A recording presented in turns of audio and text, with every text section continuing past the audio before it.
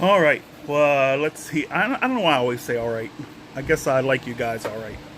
Okay, I have Phragmites arrows, and they are really light, and they're heavy. They spine heavy. Like this real thin arrow spine's really heavy. So what I've done so far is I've made a foreshaft to mount my points in, and I've wrapped the end with polyester. I could use sinew, but you know, polyester is waterproof, and I'd like to hunt sometimes when it's misty. Now, I have one here, and you can see it is weight forward. It's about balanced in the middle.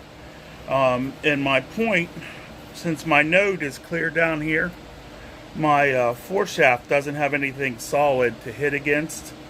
Now, this is pretty strong, and I think for squirrels and stuff, it won't cause a problem.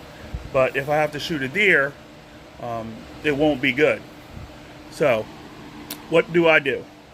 You could do a couple things. You could put a piece of wood in long enough to be where you want your nock at.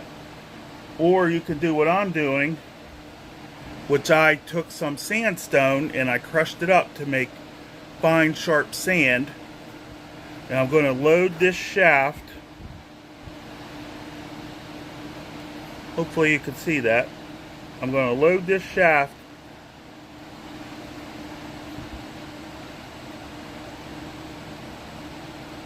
till it comes out the top. Okay, so there it's full. Now we don't really want it full, but we want to shake it down. This is why crushed sand's better instead of like beach sand or play sand, because it'll settle in. That's why they use the crushed sand for fracking. They don't use beach sand. They use crushed sand. And then I have my little foreshaft thingy that I'm going to put the point in, and I check the depth. And I hit it perfect that time.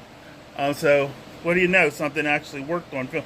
Now you can see you can't push, and also it takes the strain off of your shaft because it transverses that point. Just like how you can walk on dirt that's like an edge and not fall, it takes all this pressure and spreads it to the little sand grains.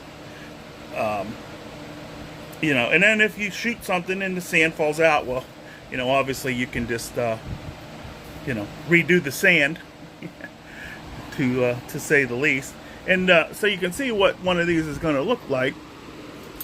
Let me where's my point at?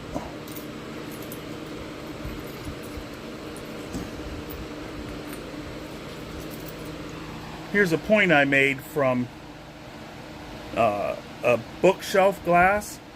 It's annealed. This is stronger than chert, and it's easier to nap. And so my little shaft will look like this when I'm done with it. This will mount in there, like so. And then I'll carry some of these, and if you know, if the point gets broke or something, I can just pull this one out, push that one in. Now the other thing I thought about doing, and I still might do, is put a drop of glue down there so the sand will not ever come out. And I think I'm going to do that. So there we go. How to make your arrows. Now look at the balance point now. The balance point is pretty far up. It's going to fly like a dart. I'm going to try shooting them without even feathers to see how they go. Alrighty, have a good one. And please, you know, if you can, give me a like, a subscribe, a comment.